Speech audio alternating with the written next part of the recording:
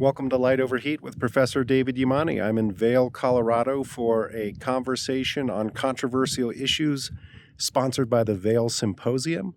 Our topic is gun violence, so let me tell you about it.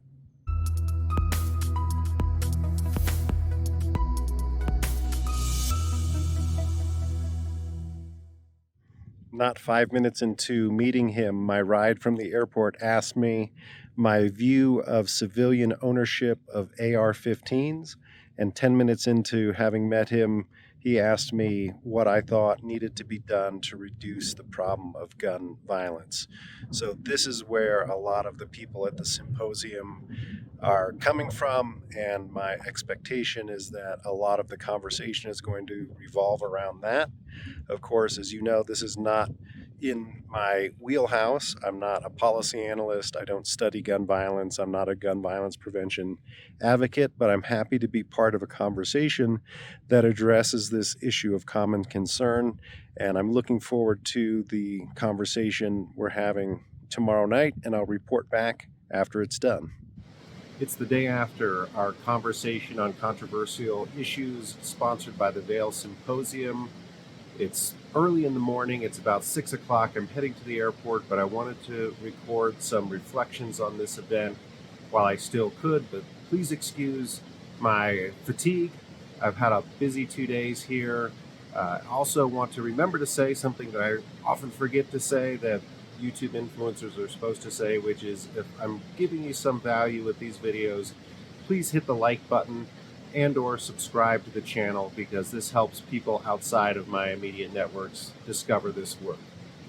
So the Vail Symposium is a community organization that is designed to enrich the intellectual life of this community, and the Conversations on Controversial Issues is a somewhat new initiative they've done. This is the 5th event that they've done.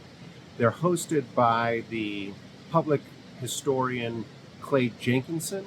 You might see him on Ken Burns documentaries. He really specializes in the founding era of the United States, but he is responsible for sort of organizing and managing the flow of the conversation.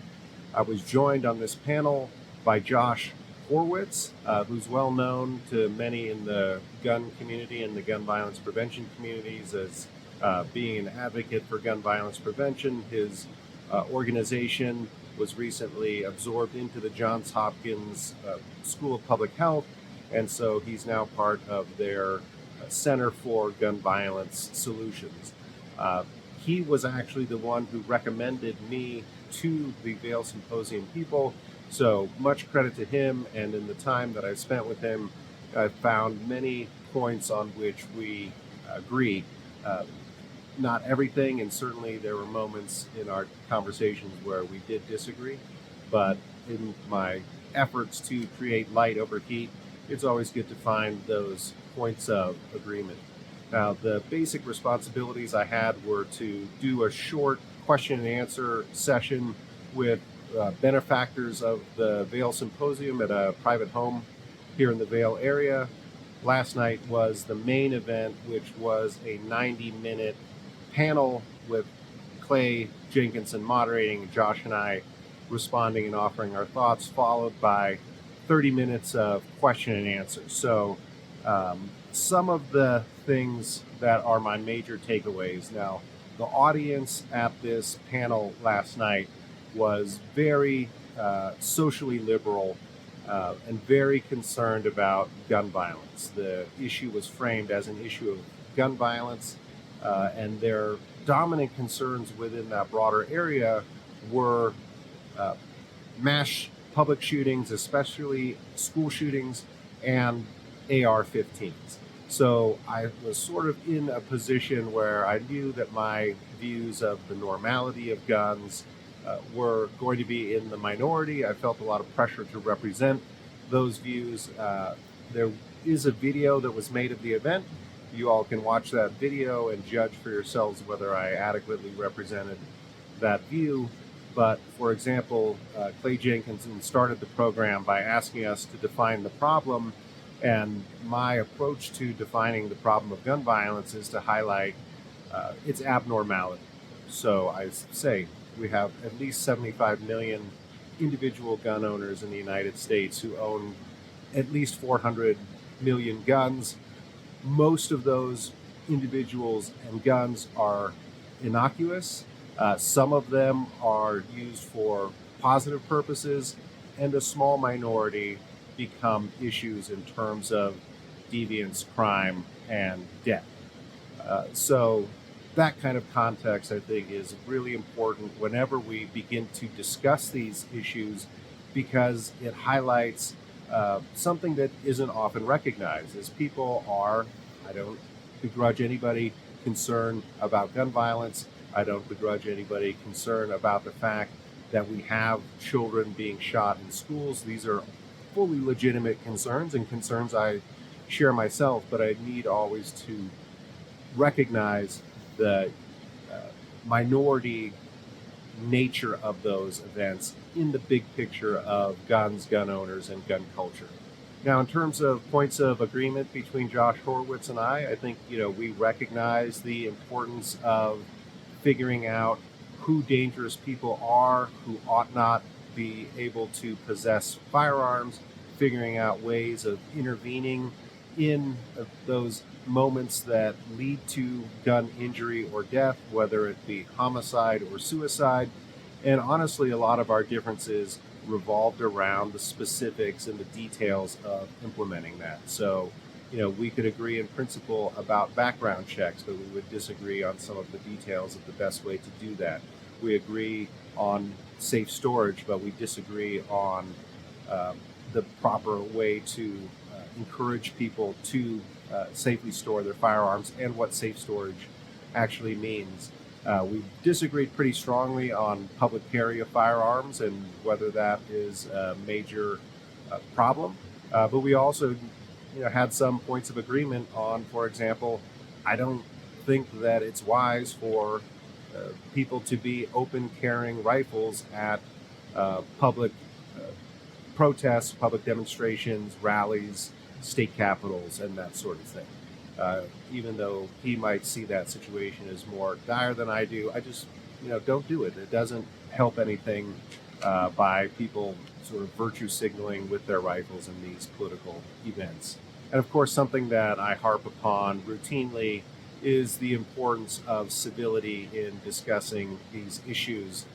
Clay and Josh probably agreed with each other more than I agreed with either one, especially in terms of gun regulation and the issue of assault weapons bans, which was really front and center in the conversation.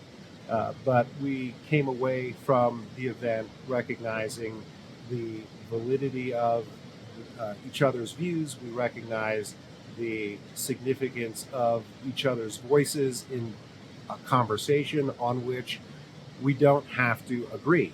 And civility doesn't mean that we end up, hugging each other and singing Kumbaya. It could just be a recognition that we have fundamental differences at the end of the day.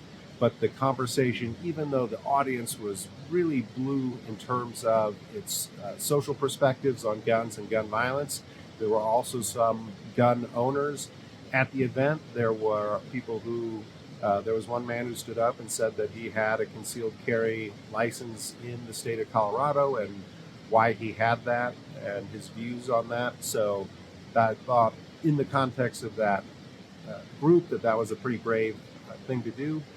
And also I appreciate the fact that people received his words with what Jenny Carlson calls, I think, civic grace, right? That we can accept that we view situations very differently but still respect each other as fellow citizens. And Clay Jenkinson, the moderator, is probably best known as personifying Thomas Jefferson. And so he'll sometimes present as Thomas Jefferson himself.